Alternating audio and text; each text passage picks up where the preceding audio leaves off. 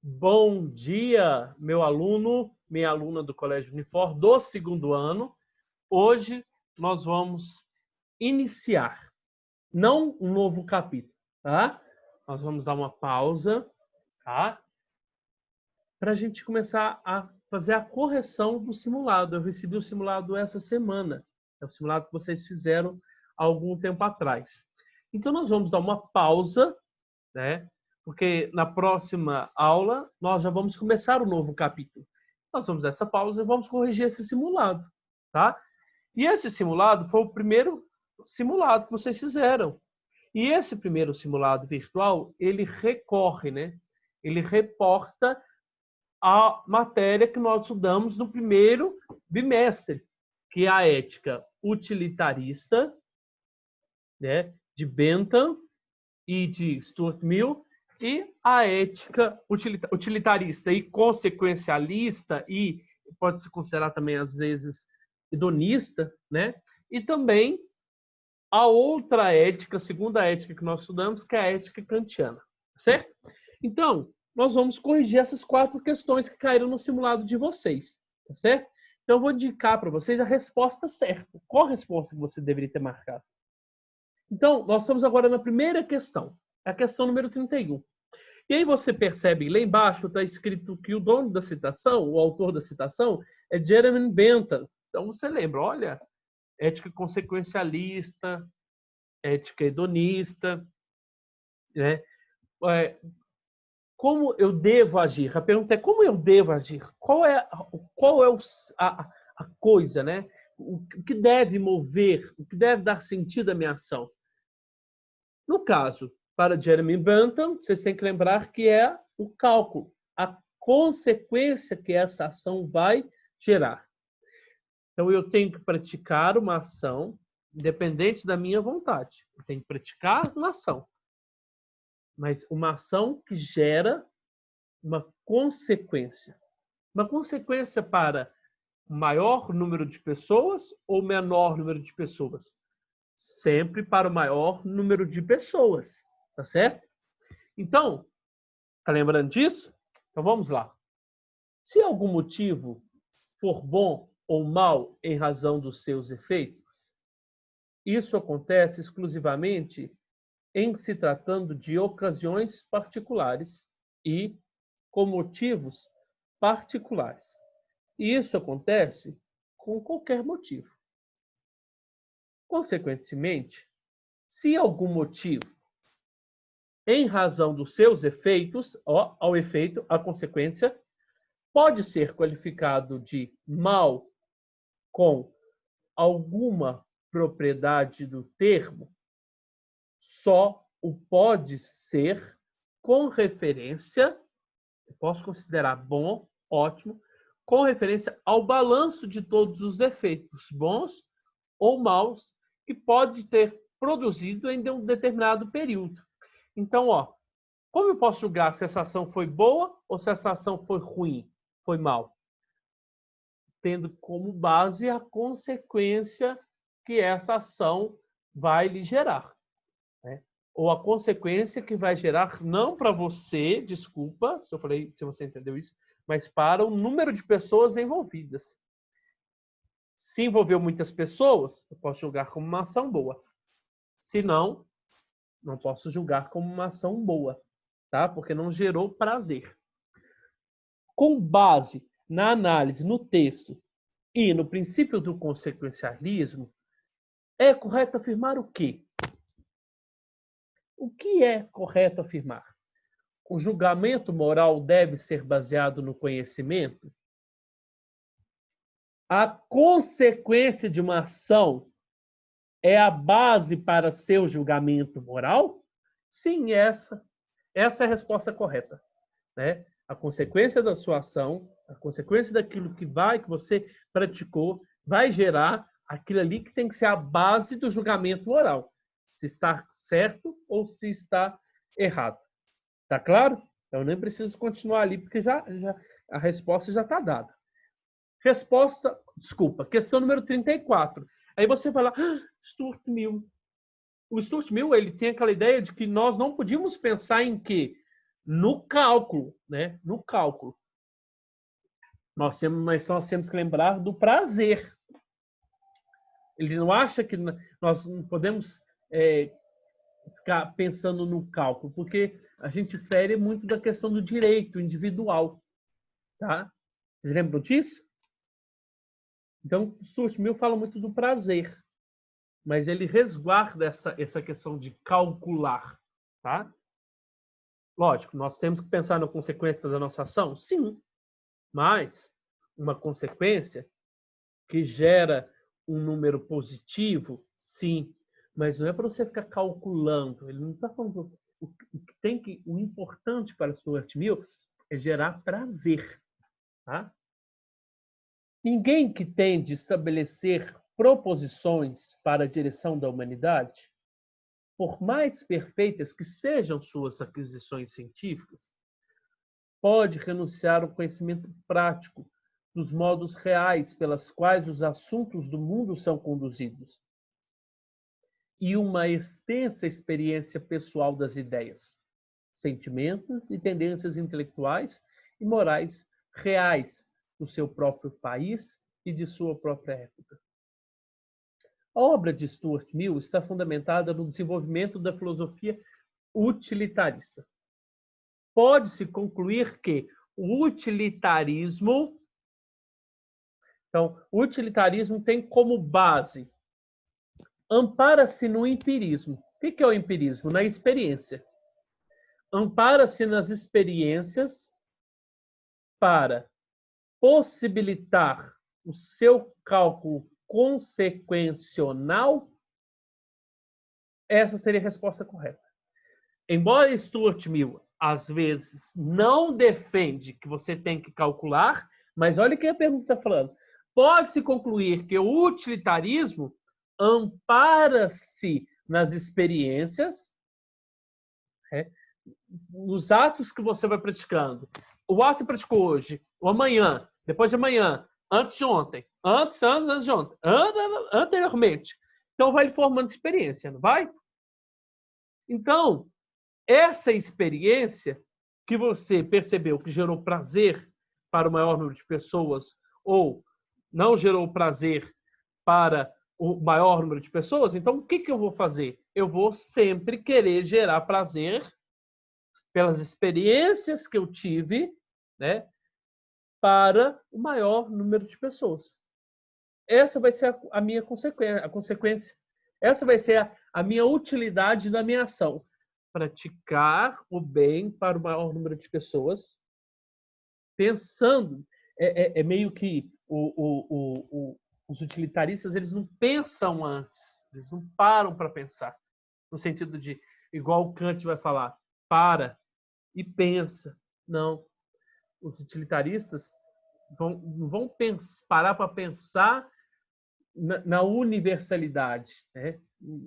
Na racionalidade, mas eles vão pensar no prazer, tá? No prazer, tá? Independente se vai te afetar ou não, mas pensa no prazer, tá? Então essa seria a resposta certa. Não vou aprofundar porque já é a primeira questão. Aqui nós estamos falando de Kant, tá? E para você lembrar de Kant, nós temos que lembrar do imperativo categórico. O que é o imperativo? Aquilo que tem que prevalecer. Antes de você praticar uma ação, você sempre tem que lembrar que você é um ser racional. Você é movido pela razão. Então, antes de praticar a ação, você para e pensa.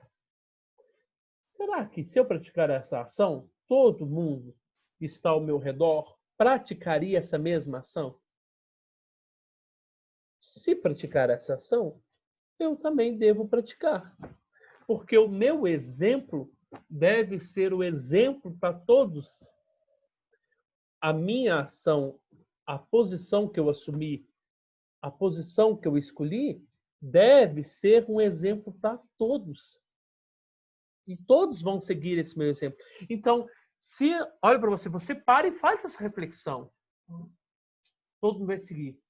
Devo ou não devo fazer? Deve. Porque aí que vem aquela... Aí o seu exemplo vai se tornar uma máxima universal. Todos vão poder seguir. todos vão querer seguir, porque todo mundo vai seguir o que é correto, tá? Nós somos movidos pela razão, movidos pela racionalidade, eu, você. Então, o seu exemplo poderia se tornar uma lei universal para todo mundo seguir, porque todo mundo é baseado na razão, tá? Tá claro isso? Cada coisa, então, Immanuel Kant, né? Fundamentos da Metafísica dos Costumes. Cada coisa da natureza opera segundo leis. A representação de um princípio objetivo, na medida em que é obrigatória para uma vontade, chama-se mandamento da razão. E a fórmula do mandamento chama-se imperativo. A fórmula é: tem que imperar algo que está baseado na minha razão, que é o meu exemplo. O meu exemplo deve fazer com que todos o sigam. Logo, uma vontade perfeitamente boa estaria, do mesmo modo, subjetiva às leis objetivas do bem, mas nem por isso poderia ser representada como obrigada às ações conforme a leis, porque ela por si mesma, de acordo com sua constituição subjetiva, somente pode ser determinada pela representação do bem. Deixa eu te contar uma coisa.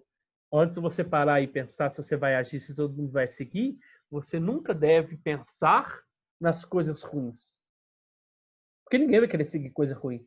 Então, antes de você fazer uma ação que você vai parar e perguntar: se eu for fazer, todo mundo aqui vai fazer? Se fizer, então eu vou fazer, mas é sempre movido pelo bem, não movido para as coisas ruins, certo? Com base no texto e no pensamento de Kant, é correto afirmar que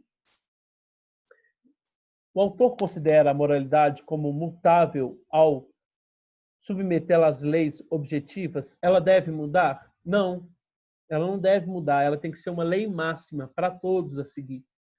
Seria uma lei universal. Por isso que fala, faça-se como que a máxima da atuação se tornasse uma lei universal. Entendeu? Ela vai se tornar única, universal. Ela não deve mudar.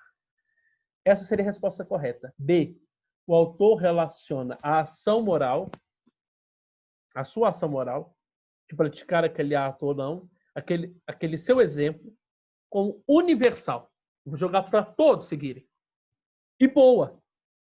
A ação racionalmente executada. Por que a ação racionalmente executada? Porque antes você parou e pensou. Antes de de roubar essa lapiseira, eu parei e pensei: será que meu exemplo de roubar, todo mundo aqui que está aqui e está aí com você, roubaria também? Então, eu não devo roubar. Porque ninguém ia seguir. Então, movido pela razão, por esse pensamento, eu não vou roubar. Então, o meu exemplo vai se universalizar.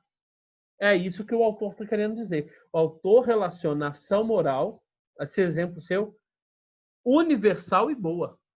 É para todos seguirem. E boa, porque ela foi racionalmente executada. Você pensou. Essa questão aqui também é de Kant, ela não está ela está mais ligada à questão da heteronomia e da autonomia. Lembra que nós estudamos isso? Heteronomia é quando a pessoa não está ligada ainda, ela não decide por si própria. Ela tem suas condições racionais? Tem, mas ela ainda é movida por algo ou alguém. E a autonomia é quando a pessoa já é movida por por si própria. Tá? E aí a pergunta vai fazer a pergunta do Kant aqui é: o que significa esclarecimento? Tá? A respeito do tema esclarecimento. Tá? Então, eu estou dizendo autonomia para você associar o esclarecimento a essa capacidade de mover, né? De agir por si próprio. A preguiça e a covardia são as causas pelas quais uma tão grande parte dos homens, depois que a natureza há muito os libertou de uma direção estranha, continuem, no entanto, de bom grado, menores durante toda a vida. são também as causas que explicam por que é tão fácil que os outros se constituam em tutores deles. O que são os tutores deles? Pessoas que são por trás, né? Por trás, estão comandando a vida, estão organizando a vida deles. É tão cômodo ser menor? Se tem um livro que faz, às vezes, de meu entendimento, um diretor espiritual que, por mim, tem consciência, um médico que, por mim, decide a respeito de minha dieta, etc., então não precisa esforçar-me eu mesmo. Você está percebendo claramente que o cara compra a receita pronta, o cara compra tudo pronto. O livro milagreiro, né? O livro que vai mudar a sua vida. Mas ele lê, mas ele não toma ação. E tá vendo? Ele não é esclarecido. O que adianta eu ler esse livro aqui grosso e falar assim, nossa, isso aqui vai mudar a minha vida, sendo que todo mundo aqui, esse livro é um tutor, o outro é tutor, todo mundo está tutoriando minha vida, está organizando minha vida, sendo que eu não dou o passo. O esclarecimento é esse, a pessoa racionalmente que dá o passo, né? Que percebe que o melhor não é ser heterônomo, né? É ser autônomo. No texto, Kant inicia-se inicia seu delineamento acerca do conceito de esclarecimento. A respeito desse tema, é correto afirmar que, já vou na resposta certa. O que então significa esclarecimento? Esclarecer-se, resposta letra C, significa ter coragem para ser. Ter coragem para ser você. Não ser dos outros. Não ser dependente dos outros. Pensar e agir com autonomia. Agir por conta própria. Tá certo? É sair dessa zona de conforto. Né? Achar que os livros vão, né? Que os livros de autoajuda, que a dieta, ir na nutricionista e não começar a dieta vai te socorrer, né? Que mais? Tomar um remédio para parar de fumar, mas não luta para parar de fumar, né? Exemplos bobos, né? Te compra uma pílula que vai solucionar, que você vai emagrecer, mas você não faz dieta. Então, você não está sendo esclarecedor, você não está se esclarecendo, você não está sendo claro consigo mesmo. Você mesmo está se sabotando. Tá certo? Então é isso que Kant está querendo dizer. Esclarecer significa ter coragem para ser você. Tá? De pensar, de agir, de tomar uma posição para a sua vida. Tá certo? Então essa foi a nossa correção do simulado. Espero que você tenha entendido, né? Fique aqui o meu abraço, né? Fiquem com Deus, né? E fiquem em casa.